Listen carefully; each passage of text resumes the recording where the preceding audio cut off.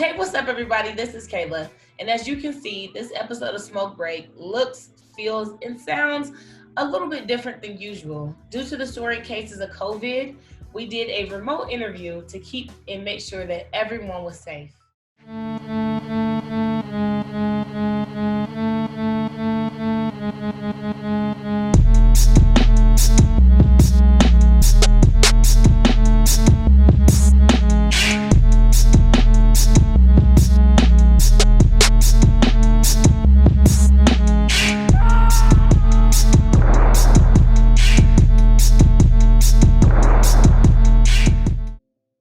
My name is Alandes Powell.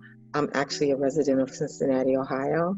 I work at Fifth Third Bank, and I'm also the executive director over a nonprofit, Black Art Speaks.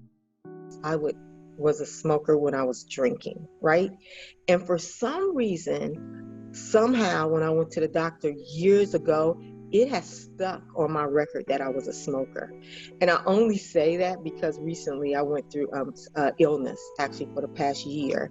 And in January, I had a stroke. And I've had to go back and forth to the Cleveland Clinic and a lot of places. And they always ask that. Almost like, could you just take that off my record? Because they all almost act like, is that your problem because you used to smoke? You know what I'm saying? It actually puts a little cloud over you when you do quit smoking, but you can't take it off once it's on there. They'll say, did you ever smoke? And I'm like, yeah, when I was drinking. Well, it needs to stay on there. It's kind of funny. My sister reminds me of the story. My sister is like 6 years younger than I am. And she had to go everywhere I had to go. So when I decided to start smoking, I was probably in the 9th grade. So my friends and I would make her take a puff so she couldn't tell on us. Like, it was crazy. And we would actually, a couple of houses that we babysat for, that where they smoked, we would always take a cigarette or two from them because we never could go buy it. And we just thought it was cool. I don't think I even knew how to inhale at the time. I just thought that smoking was cool. And I remember my sister, she's always says this. She said, I've never done anything except for smoke a couple of puffs of cigarettes because you made me.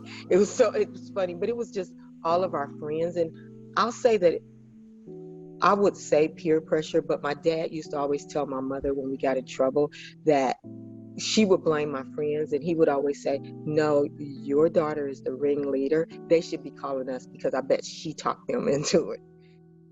When my husband and I got together, my husband has never drank before. Nothing. He was a baseball player, and he would not have tolerated it at all. He could not stand any smoke. And that kind of made it where I didn't even do it when I drank. I will be 60 years old this year. So, it was a long time ago. They were still on TV sleeping in twin beds. But what I will tell you they did about smoking is they made it glamorous. So that it was at a time where you could actually sell cigarettes on TV. You could, do all of that stuff. And they just made it like it was a cool thing to do. And the way they would have their little packs and the little gold packs where you open it, like it was really just a thing that you saw on TV a lot. I think that when you stop for like 30 days, it's like you don't know how good your health will be until you stop.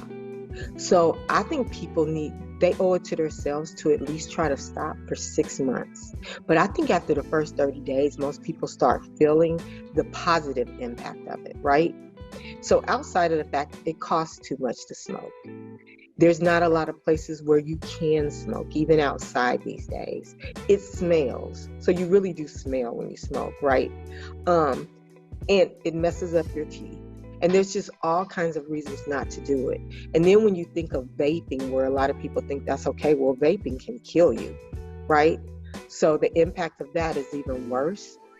That's the only thing I think is a little fearful, is because a lot of people have decided that vaping isn't really smoking a cigarette, when it's worse to me. And then the hookah. I've traveled a lot, and I used to go to India all the time. It's my first time introduced to hookah. And I'm like, this is just tobacco. Do you know what I'm saying? So I think that glamour part is still there. but not so much in the cigarette piece, in the like traditional cigarettes, but I still think it's the glamour piece is out there. I've been thinking, is it really about how they've branded it? Because when you think about it, and with the younger generation especially, they're actually smoking cigarettes without really knowing and thinking that it's almost like they've figured out a way to hide it from people, just to keep people still buying it. When you think about the impact to Black versus white, I think you gave some stats where it's about even, right? But I think the community that look like us that's doing it, they're sometimes doing it as they do weed because they found a way. Do you know what I'm saying? It's all kinds of things, and it's easy for them to be in denial that they aren't smoking cigarettes when in fact they are. I love Nike. Just do it. Just make your mind up and do it.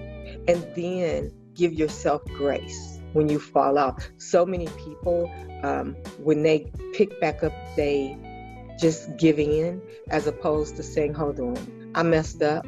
Let me get back on the right road. Give yourself grace when you mess up. It's okay to mess up, but you need to stay on the path. You really do. And I think people seeing videos about what's happening and figuring out how to meet people in their communication mode, like how do they talk to each other, putting it on Snapchat because everyone sees it. Recently, there's a girl that was on TikTok that actually decided she was going to quit smoking weed. And she's like 20 something. And she has been showing everyone her journey, how healthy she feels, how she's back to running. Do you know what I'm saying? Like promoting things that way and making sure we're communicating in the way that shows up for especially the younger folks.